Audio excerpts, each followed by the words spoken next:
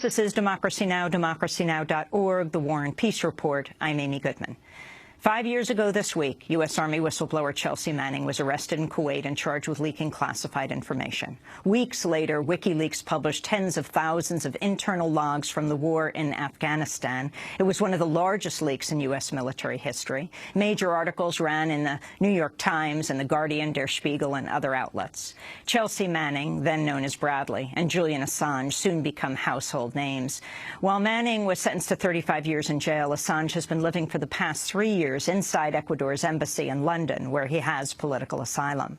Assange faces investigations in both Sweden and the United States. Here in the United States, a secret grand jury is investigating WikiLeaks for its role in publishing leaked Afghan and Iraq war logs and State Department cables.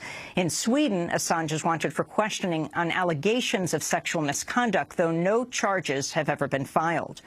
Earlier this month, Sweden's Supreme Court rejected his appeal to lift his arrest warrant. Swedish prosecutors are reportedly preparing to travel to London to interview Assange after refusing to do so for years.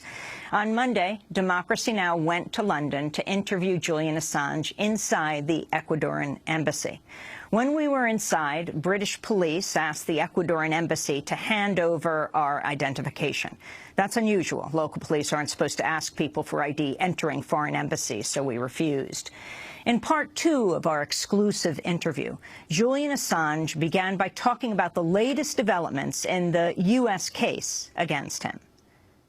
Well, the latest information is from the 4th of March.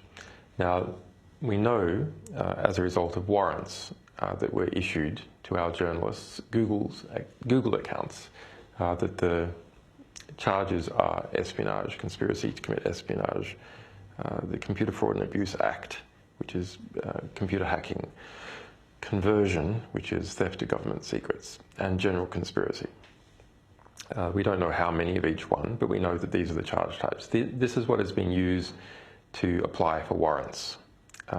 We know that there are several more warrants that Google has. Google has admitted publicly that it is still gagged about the other warrants that have been applied.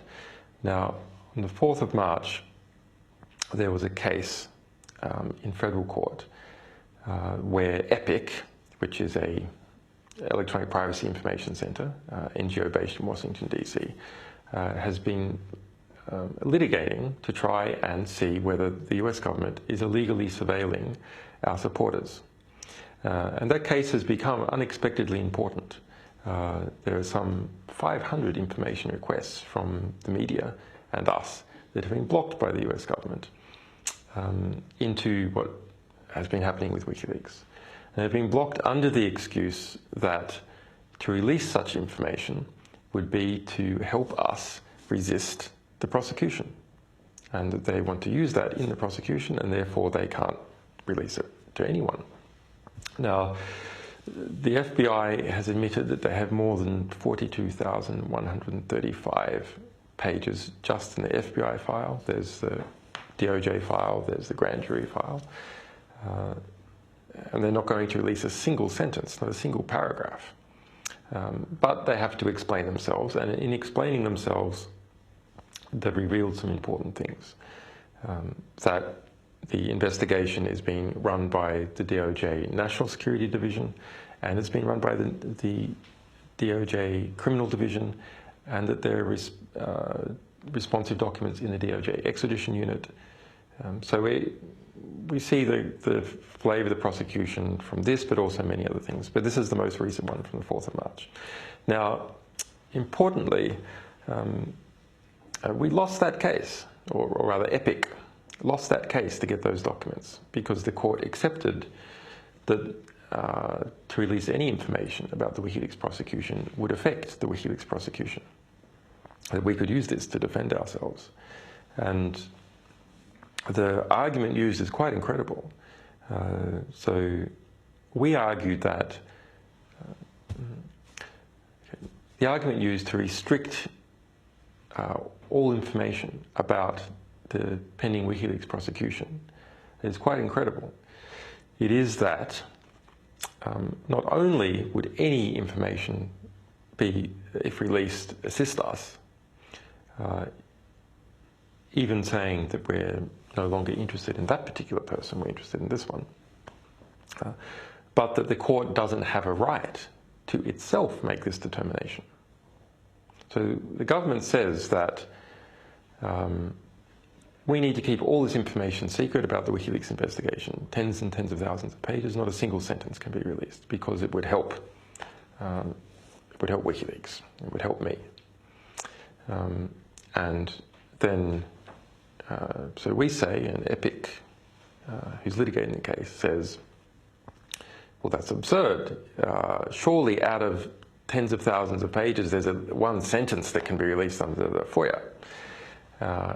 And they say, no, we're the experts on our own investigation, and that's what we say. And then, so we say, well, we want the court to look at the documents and say whether they can be released or not, whether they would truly affect the investigation. And then the government argues the court does not have a right to make this assessment. This is a question of a national security fact. Either it is a fact that the information held by the DOJ and held by the FBI about WikiLeaks would affect national security or not. And it is the government that is best placed to determine this fact, not the court. And so in the judgment, the judge states that it is necessary to show, quote, appropriate deference to the executive on matters of national security, and therefore she is simply going to defer to the government's claim without looking at the material at all. This is incredible, that you have the judiciary. The whole purpose of the judiciary is it is not to defer to the executive, it's meant to be an independent assessor. And if you look at what would happen in a normal criminal case, say a murder case, there's a question of DNA in the murder case. So the government would bring their witness and say, we believe that DNA shows that this person was at the murder scene. And the defense would go, we have an expert, he is much more eminent than your expert, he has done a bigger study, and he says that, in fact, no, this is quite incorrect. It is that you simply have incompetent procedures. And then the court would allow these experts to battle it out and make a determination on which one was the most credible. That is not permitted here. The court doesn't say, let's hear your expert. The court doesn't say, well, I, the judge, will look at these documents and I will judge them. Rather, it's necessary to show appropriate deference to the executive in matters of national security. So all that's necessary is for the government is to claim that this is a national security fact.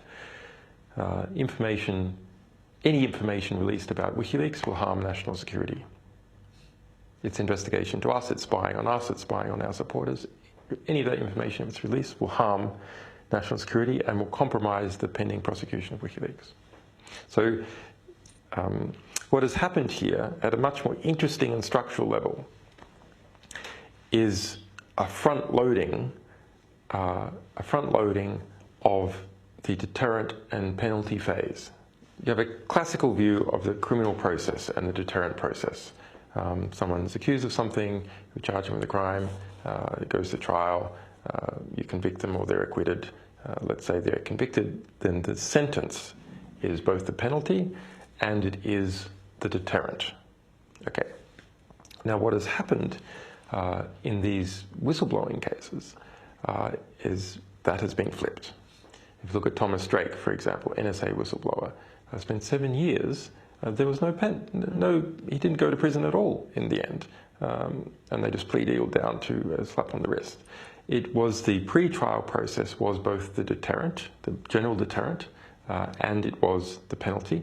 And the same thing is happening here in the WikiLeaks process, where we have no rights as a defendant because the formal trial hasn't started yet. The same thing has happened with me here in this embassy in relation to the Swedish case. No charges, no trial, no ability to defend yourself, don't even have a right to documents because you're not even a defendant. And the U.S. investigation has gone on for how many years? It's gone on for just over 5 years. WikiLeaks founder Julian Assange speaking inside the Ecuadorean embassy in London, where he has taken refuge for the past 3 years.